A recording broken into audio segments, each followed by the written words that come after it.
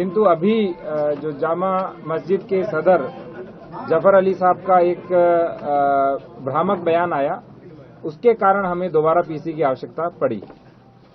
उन्होंने पूरा डिटेलिंग उनके बयान की हो रही है, लेकिन मुख्य मुख्य बिंदु जिसमें उन्होंने सबको कंफ्यूज किया, और अभी भी उन्होंने हमें कहा कि जब लोगों ने मुझे कहा कि आप प्रशासन और पुलिस से मिले हुए हैं, इसलिए मुझे ये बयान देना पड़ा।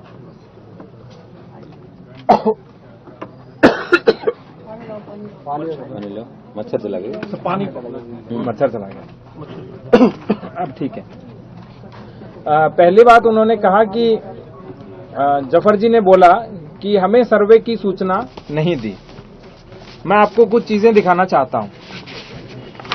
पहली सूचना मैं आपको दिखाना चाहता हूं, ऑनरेबल कोर्ट का ये ऑर्डर है। जैसे ही ये कोर्ट का ऑर्डर आया, इस कोर्ट के ऑर्डर के बाद टाइम भी बता दो सर। 2:38। हाँ, जो कोर्ट का ऑर्डर आया वो 2:38 पे आया, और इसके लगभग आधे घंटे के बाद वो लोग हमारे पास आए, और फिर 5 बजे से पहले हम कोतवाली आए, और 5 से 5:30 के बीच हम जामा मस्जिद पहुंचे।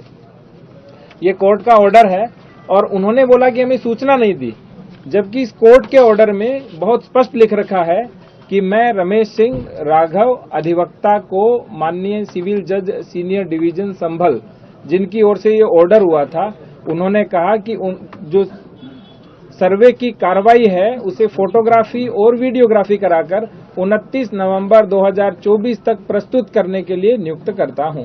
और अंत में उन्होंने लिखा कि मैं सभी पक्षकारों को सूचित करता हूं कि सर्वे की शेष कार्रवाई करने हेतु 24 नवंबर 2024 को प्रातःकाल 7 बजे से 11 बजे तक का समय निर्धारित किया जाता है। ये इसलिए उन्होंने बोला क्योंकि 19 तारीख को उन्होंने हमें रात्रि में एक पत्र दिया। वो पत्र ये है जिसमें स्पष्ट लिखा हुआ है कि वहां एक साथ 200 लोग मस्जिद के भीतर उपस्थित हो गए। सायंकाल का समय था एवं इतने ही व्यक्ति की उपस्थिति में सर्वे का कार्य सुचारू रूप से संपन्न नहीं हो सका।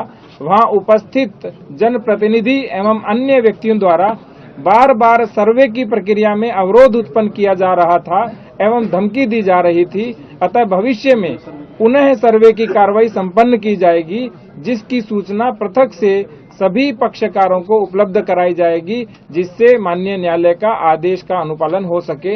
ये मेरी प्रति थी, और एक कप्तान साहब को इन्होंने प्रति दी थी।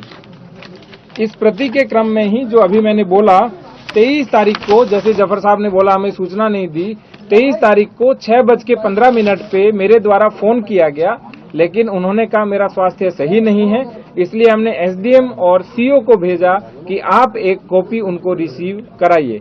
इससे पहले एडवोकेट कमिश्नर हमारे पास आए और उन्होंने हमें कहा कि मैं जाना चाहता हूं, तो हमने कहा पहले आप कॉपी रिसीव कराइए। तो उन्होंने कहा कि जो कॉपी है वो आप अपने माध्यम से रिसीव करा दीजिए। तो हमने अपने माध्यम से रिसीव करा करके सूचना दी। तो जो पहली बात जो भ्रामक रूप से कह रहे थे हमें सूचना नहीं दी, और इसी के साथ दूसरी बात भी थी। उन्होंने कहा कि दूसरी बार जो ऑर्डर था वो डीएम के आदेश से हुआ, जबकि स्पष्ट रूप से एडवोकेट कमिश्नर साहब का ये तीसरा आदेश था, जिसमें उन्होंने कहा पहला आदेश 19 को किया, फिर 19 को रात को किया कि भविष्य में दोबारा करेंगे, और तीसरा 23 तारीख को किया, जिसमें स्पष्ट लिखा हुआ है कि 24 को सुबह 7 से 11 के बीच सर्वे किया जाएगा। और यही कॉपी अगले दिन सुबह जो उन्होंने कहा कि मेरे से छीन ली गई, वो कॉपी ये है, उनसे छीनी नहीं गई। ये देखिए, उन्होंने स्वयं इसके ऊपर 24 को हस्ताक्षर किए हैं। दूसरी बात जो उन्होंने बोली, वो उन्होंने बोली कि कोर्ट का ऑर्डर 4 बजे का है, जबकि मैंने अभी आपको बताया कोर्ट का ऑर्डर 2:38 का है। तीसरी बात जो उन्होंने बोली, उन्होंने कहा कि 5 बजे के बाद किसी आदेश का अनुपालन नहीं हो सकता, जबकि हम 5 से 5:30 के बीच जामा मस्जिद की ओर प्रस्थान कर चुके थे। इसके बाद उन्होंने कुछ बातें बोली जो कप्तान साहब भी जवाब देंगे। जैसे उन्होंने कहा कि मैंने खुद पुलिस को फायरिंग करते हुए देखा।